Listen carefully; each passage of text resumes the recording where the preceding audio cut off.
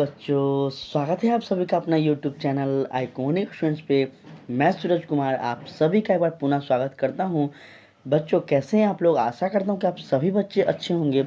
और जैसा कि आप सभी बच्चों को पता है, आइकॉनिक स्टूडेंट्स का एक ही उद्देश्य है, अब हर बोर्ड एग्ज़ाम का बच्चा का सपना पूरा हो पाएगा। ठीक है बच्चे, आप आइकॉनिक स्टूडेंट से बिल्कुल भी जुड़े रहें।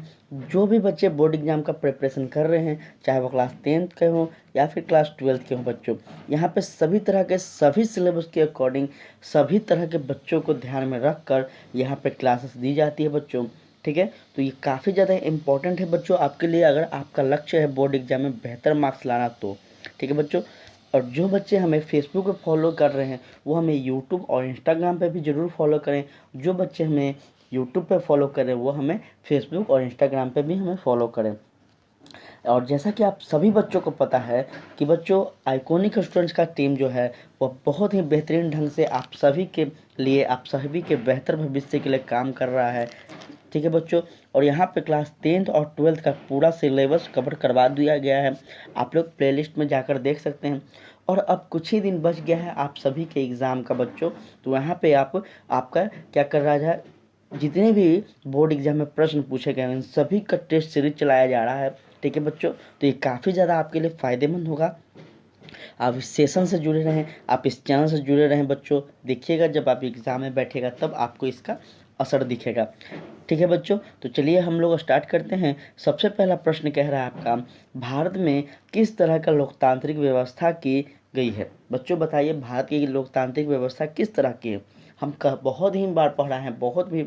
जो बच्चे 10th में हम मेरे से सिविक्स पढ़े हैं, जो बच्चे 11th 12th में मेरे से पॉलिटी पढ़े हैं, उनके लिए तो पॉलिटी में मतलब पॉलिटी इतना ज़्यादा वो बेहतर होगा उनके लिए तो कह ही नहीं सकते हैं। तो बच्चे बताइए, भारत में किस तरह की व्यवस्था की गई है? आप लोग बताएं, क्या प्रत्यक्ष है, अप्रत्यक्ष है, या फिर प्रत्यक्ष और अप्रत्यक्ष दोनों है, या फिर बच्चों इनमें से कोई नहीं है? बच्चों जरा फटाफट कमेंट में आप लोग कमेंट करके बताएं इसका सही आंसर क्या होगा। बच्चों इसका सही आंसर होगा आपका प्रत्यक्ष। ठीक है, ऑप्शन नंबर ए इसका सही आंसर होगा। चलिए आगे हम लोग बात करें। कह रहा है, लोकतंत्र में फैसले लिए जाते हैं किसके? व्यक्ति विशेष के द्वारा, जो प्रधानमंत्री के द्वारा, सामूहिक सहमति से, या फिर राजनीतिक पार्टी के द्वारा? बच्चों बताएं, लोकतंत्र में किसके द्वारा फैसले लिए जाते हैं? ज़रा आप लोग कमेंट में बताएं। तो बच्चों इसका आंसर हो जाएगा क्या? सामूहिक सहमति के द्वारा। लोकतंत्र का मतलब क्या है बच्चों? लोकतंत्र मतलब जनता का शासन।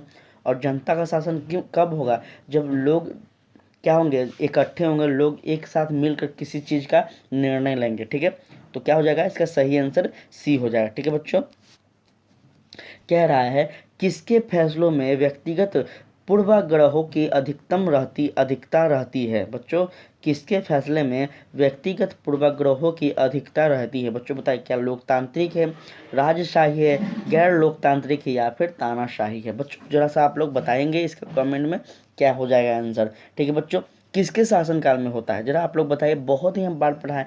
देखिए, अगर जो बच्चे हमसे इस सारे चैप्टर को पढ़े होंगे, यकीन मानिए अगर आप चैप्टर पढ़े हैं, अगर आप हमारा नोट्स लिए हैं, फिर आपको भारत का कोई भी बोर्ड हो, कोई भी राज्य का बोर्ड हो, सीबीएसई हो, कोई भी हो, आपको कोई भी नहीं गलत कर सकता है बच्चों, यकीन मानिए। इसका सही आंसर हो जाएगा बच्चों गैर लोकतांत्रिक। ठीक है बच्चों, गैर लोकतांत्रिक। आप सभी बच्चों से रिक्वेस्ट करते हैं कि एक बार सेशन को शेयर कर दें बच्चे। आप जो कुछ भी यूज करते हैं, व्हाट्सएप, फेसबुक, इंस्टाग्राम जो यूज करते हैं बच्चों, एक बार सेशन को शेयर कर दीजिए ताकि उन सभी बच्चों तक पहुंच जाए जो एग्जाम में अपना बेहतर मार्क्स लाना चाहते हैं बच्चों। हमारा उद्देश्य यही है कि सभी बच्चों तक अच्छा से अच्छा नॉलेज पहुंच जाए और सभी बच्चों को अच्छा से अच्छा कंटेंट दें।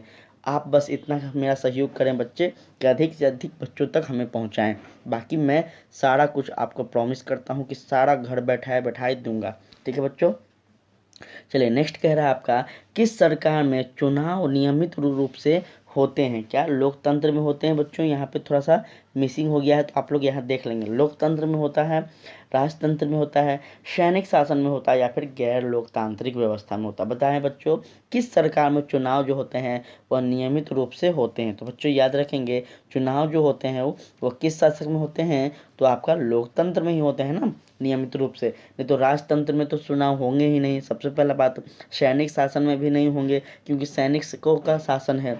और गैर लोकतांत्रिक तो भाई गैर लोकतांत्रिक है ही, तो इसमें ऑप्शन आपका ए सही हो जाएगा। चलिए आगे हम लोग बात करें बच्चों, तो आगे कह रहा है, किस सरकार में फैसला लेने में विलंब होता है? बच्चों, किस सरकार में फैसला लेने में विलंब होता है, अर्थात देर होता है, टाइम लगता है?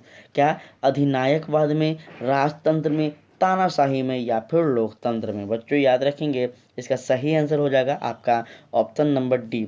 ऑप्शन नंबर डी हो जाएगा बच्चों लोकतंत्र। लोकतंत्र में जो होता है बच्चों, वह किसी भी चीज़ को फैसला लेने में थोड़ा सा विलंब होता है, क्योंकि यहाँ पे क्या होता है बच्चों, लोगों का शासन होता है, जनता का शासन होता है, और जनता का शासन होने के बावजूद यहाँ पे सरकार को यह फैसला लेना होता है कि किसी भी तरह का दंगा ना हो जाए, किसी को का भी अधिकार का हनन ना हो जाए। ठीक है बच्चों, इसलिए किसी भी फैसला को लेने के लिए पूरी तरह से जांच पड़ताल, पूरी तरह से फैसला सोच समझ कर लिया जाता है। ठीक है बच्चों, चलिए आगे हम लोग बात करते हैं। कह रहा है आपका, निम्नांकित में से लोकतांत्रिक व्यवस्थाओं के संदर्भ में कौन सा कथन सही है? चलिए बच्चों हम लोग कथन को देखते हैं। क्या है कथन? कथन नंबर ए है, कह रहा है बच्चों, क्या कह रहा है कि लोकतांत्रिक शासन व्यवस्था ने सफलतापूर्वक लोगों के बीच टकराव को समाप्त कर दिया। क्या यह सही है बच्चों? लोकतांत्रिक शासन व्यवस्था ने सफलतापूर्वक राजनीतिक और गैर राजनीतिक बराबरी के विचारों को समाप्त कर दिया, या फिर लोकतांत्रिक शासन व्यवस्था ने सफलतापूर्वक लोगों के बीच क्या कर दिया, के बीच आर्थिक समानताओं को समाप्त कर दिया? या फिर ऑप्शन नंबर डी, लोकतांत्रिक शासन व्यवस्था ने सफलतापूर्वक हाशिए के समूहों से कैसा व्यवहार हो, इस बारे में सारे मतभेद मिटा दिए। बच्चों इसका सही आंसर क्या होगा? थोड़ा सा आप लोग दिमाग लगाकर बताइए, इसका सही आंसर क्या होगा बच्चों? इसका सही आंसर हो जाएगा आपका लोकतांत्रिक शासन व्यवस्था ने सफलतापूर्वक राजनीतिक गैर बराबरी के विचार को समाप्त कर दिया है। बच्चों इसका सही कथन क्या हो जाएगा आपका? Option number B. ठीक है, चलिए आगे हम लोग चलते हैं। तो आगे कह रहा है बच्चों, लोकतांत्रिक शासन पद्धति के संदर्भ में निम्नांकित कथनों में कौन सा कथन सही है? थोड़ा सा बच्चों बताइए, क्या वह कथन आर्थिक समानता का अभाव है, सामाजिक समानता का अंत है, लोगों के बीच टकराव का अभाव है, या फिर बच्चों निर्णय लेने में विलंब परंतु सही निर्णय लेने के अधिक सुझाव हैं? बच्चों इसका सही आंसर क्या हो जाएगा आपको? Option number D. अभी हमने क्या बोला बच्चों ऊपर में, कि लोकतांत्रिक शासन व्यवस्था में क्या होता है, किसी भी निर्णय लेने में क्या होते हैं, विलंब लगते हैं, टाइम लगता है। ठीक है, अगर कोई काम आप देर से कर रहे हो, मतलब जाहिर सी बात है कि वो काम बेहतर करोगे, थोड़ा टाइम लोगे, लेकिन वो काम को आप बेहतर करोगे। ठीक है, तो यही बात है बच्चों यहाँ पे लोकतांत्रिक शासन व्यवस्था में, कि निर्णय लेने में टाइम तो लगता है, परंतु सही निर्णय लेने के सुझाव भी होते हैं। ठीक है बच्चों, चलिए आगे हम लोग बात करें। कह रहा है, निम्नलिखित में से कौन ऐसा सही कथन हो जो लोकतंत्र की उपलब्धियां के संबंध में कहा गया है? बच्चों थोड़ा सा हम लोग देखते हैं। लोकतांत्रिक शासन पद्धति विविधताओं में सामंजस्य स्थापित करने में समक्ष हो, निर्णय देशों के आर्थिक निर्धन देशों के आर्थिक विकास हेतु तानाशाही की आवश्यकता है। लोकतांत्रिक शासन पद्धति में किसी प्रकार के टकराव की संभावना या गुंजाइश नहीं रहती है, या फिर बच्चों लोकतांत्रिक शासन व्यवस्था पद्धति अपने नागरिक के बीच आर्थिक विषमता मिटाने में पूर्णतः असमर्थ सिद्ध होती है। तो बच्चों इसका सही आंसर क्या हो जाएगा? इसका सही आंसर हो जाएगा बच्चों, लोकतांत्रिक शासन पद्धति विविधताओं में सामंजस्य स्थापित करती है। ठीक है बच्चों, ऑप्शन नंबर ए क्या हो जाएगा? लोकतांत्रिक शासन पद्धति क्या करती है, तो जो विधि बनती है अर्थात कानून बनता है, जो रूल बनता है, उसमें सामंजस्य स्थापित करते हैं। ठीक है बच्चों, चलिए आगे हम लोग बात करें। तो कह रहा है कि निम्नांकित में कौन सा कथन लोकतंत्र की सफलता के लिए सर्वाधिक महत्वपूर्ण है? कौन सा कथन है? क्या सरकार के प्रति निष्ठा, संपत्ति एवं साधनों का न्यायपूर्ण वितरण, क्या उत्पादन के साधनों का राष्ट्रीयकरण, या फिर इनमें से कोई नहीं? तो बच्चों याद रखेंगे क्या हो रहा है, इसका ऑप्शन नंबर सही ए होगा सही। ठीक है, सरकार के प्रति निष्ठा होना बहुत ही लोकतांत्रिक व्यवस्था की जो है बहुत ही सर्वाधिक महत्वपूर्ण अंग है। ठीक है बच्चों, चलिए आगे हम लोग बात करते हैं। कहता है आपके सामने यह प्रश्न कि निम्नलिखित में से कौन सा कारक लोकतंत्र की उपलब्धियां के मार्ग में बाधक है? कौन सा कारक है बच्चों? हम आपको सभी कारक बताए हैं, उपलब्धियां के कारक, क्यों उपलब्धियां जरूरी है, क्यों क्या नहीं जरूरी है। आप एक बार नोट्स को जरूर हमारा उठा कर देख लें। ठीक है, तो कह रहा है निर्वाचन आयोग option number A, option number B कह रहा है संविधान, बी सी कह रहा है आर्थिक असमानता, और इनमें से कोई नहीं। बच्चों इसका सही आंसर क्या हो जाएगा? इसका सही आंसर हो जाएगा बच्चों आपका ऑप्शन नंबर सी। क्या हो जाएगा बच्चों? आर्थिक असमानता क्या हो जाएगा? इसका सही आंसर हो जाएगा। ठीक है, चलिए आगे हम लोग बात करें। कहता है निम्नलिखित कारकों में लोकतंत्र की उपलब्धियां के मूल्यांकन के की सही कसौटी के आधार पर क्या है? आधार क्या है बच्चों, पूछ रहा है आपसे। ठीक है, समय व धन का अव्यय, उत्तरदायी शासन व्यवस्था, जमा पूंजी, या फिर विविधता का बाहुल्य। बच्चों इसका सही आंसर क्या हो जाएगा? इसका सही आंसर हो जाएगा आपका ऑप्शन नंबर बी, अर्थात उदारवादी शासन व्यवस्था। ठीक है बच्चों, उदारवादी शासन व्यवस्था क्या हो जाएगा? लोकतांत्रिक कारक की उपलब्धियों का मूल्यांकन इस आधार पर किया जा सकता है। ठीक है बच्चों, देखिए कोई भी समस्या हो तो हमें आप लोग ज़रूर से ज़रूर बताएं। आप सभी बच्चों से हम बार बार सारे लेक्चर में कहते हैं, किसी तरह का कोई समस्या हो तो हमें कमेंट में ज़रूर बताएं बच्चों। 100% हम पूरी तरह से आपको प्रयास करेंगे कि आपको समस्या को हल करें।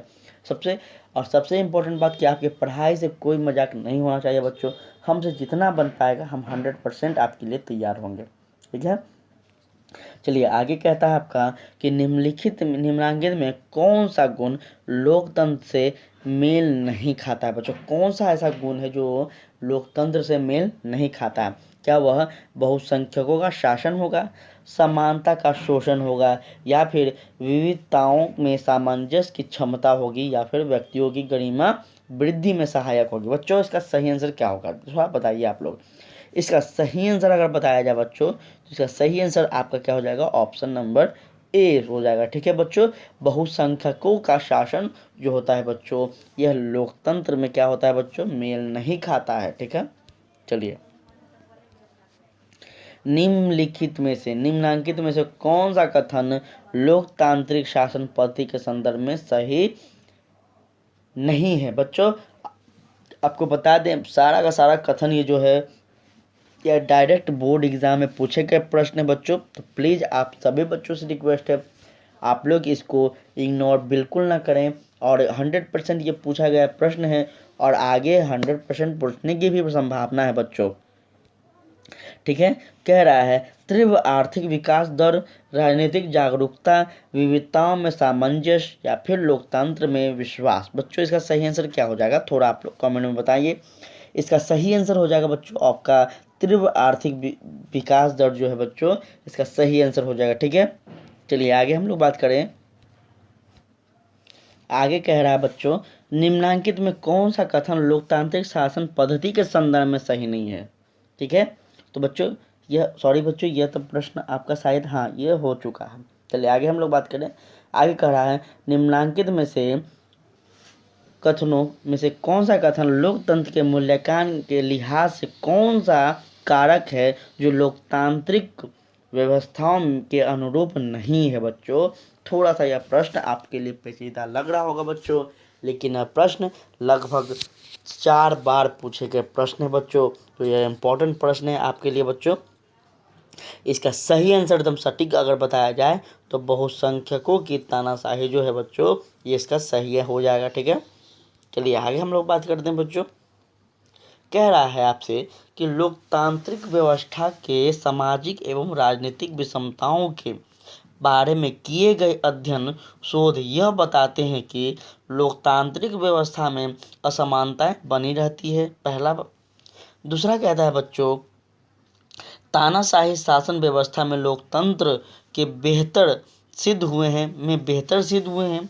लोकतंत्र और विकास साथ चलते हैं या फिर बच्चों तानाशाही व्यवस्था में असमानताएं होती है। इसका सही आंसर क्या हो जाएगा बच्चों? इसका सही आंसर थोड़ा सा आप लोग बताएं हमें, ठीक है। इसका सही आंसर हो जाएगा बच्चों, लोकतंत्र और विकास साथ साथ चलते हैं, ठीक है बच्चों। इसका सही आंसर हो जाएगा आपका ऑप्शन नंबर सी। चलिए नेक्स्ट चैप्टर में हम लोग एंट्री कर रहे हैं बच्चों, लोकतंत्र की चुनौतियां। बच्चों लोकतंत्र की चुनौतियां में हम लोग एंट्री कर रहे हैं बच्चों, ठीक है। चलिए हम लोग आगे बात करते हैं। बच्चों आप लोग बताएं कि इतने प्रश्नों में से आपने कितना सही किया, क्योंकि बच्चों अब आपका मात्र मान कर चलिए 10 दिन आपका एग्ज़ाम का बचा हुआ है और आपको अब रेडी रहना है आपके एग्ज़ाम के लिए, ठीक है। चलिए कहता है बच्चों, 14वीं लोकतंत्र में महिलाओं की भागीदारी रही, कितनी रही थी बच्चों? हम आपको जब ये चैप्टर पढ़ाए हैं तो बताएं हैं बच्चों कितनी रहे हैं। थोड़ा सा बच्चों आप लोग कमेंट में बताइए कि आपको मेरा पढ़ाया हुआ चीज़ कितना याद है, थोड़ा हम देखना चाहते हैं। आप लोग कमेंट में बताएं, ठीक है। याद रखिएगा बच्चों 6.51 क्या था बच्चों? परसेंट था, ठीक है, प्रतिशत। 6.51% जो था बच्चों 14वीं लोकतंत्र में महिलाओं की भागीदारी रही है, ठीक है। 15वीं लोकतंत्र में महिलाओं की भागीदारी कितनी थी बच्चों?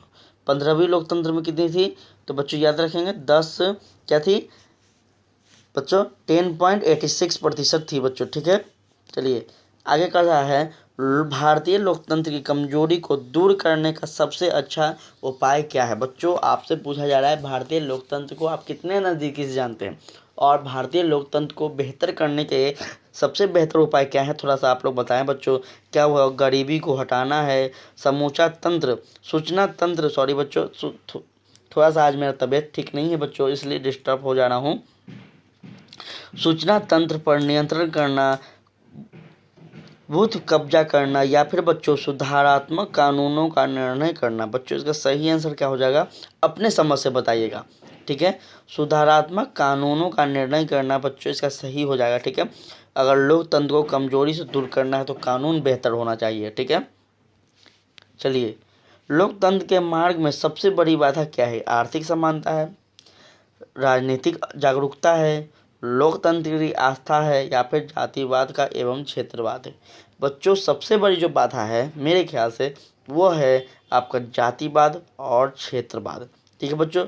लोकतंत्र को लोग भूल जाते हैं और जातिवाद को देखने लगते हैं, क्षेत्रवाद को देखने लगते हैं। सबसे बड़ी बात है अपने भारत की कि वो जातिवाद को देखने लगते हैं बच्चों। आप लोग देखे होंगे कि हाल ही में अपने राज्य में क्या हुआ था बच्चों, तो लोग ग्राम पंचायत का हुआ था बच्चों, फिर आपको वार्ड पार्षद का चुनाव हुआ था, ये सब चीज़ चुनाव हुए थे, तो वो भी में आप लोग देख रहे होंगे। या फिर बच्चों आप राज्य स्तर पर देख रहे होंगे, ठीक है, या फिर बच्चों आप केंद्र स्तर पर भी देखते होंगे, तो देखते होंगे कि बहुत सारे ऐसे लोग हैं जो जातिवाद करते हैं। अधिकतर लोग ऐसे हैं जो जातिवाद ये नहीं जानने का कोशिश करते हैं कौन सा पार्टी कैसा है, कौन कैंडिडेट कैसा है, बस यह जानने का कोशिश करते हैं कि यह कैंडिडेट का जाति इसका क्या है, ठीक है बच्चों। तो ये थोड़ा सा लोकतंत्र में क्या है, कमज़ोर करता है लोकतंत्र को।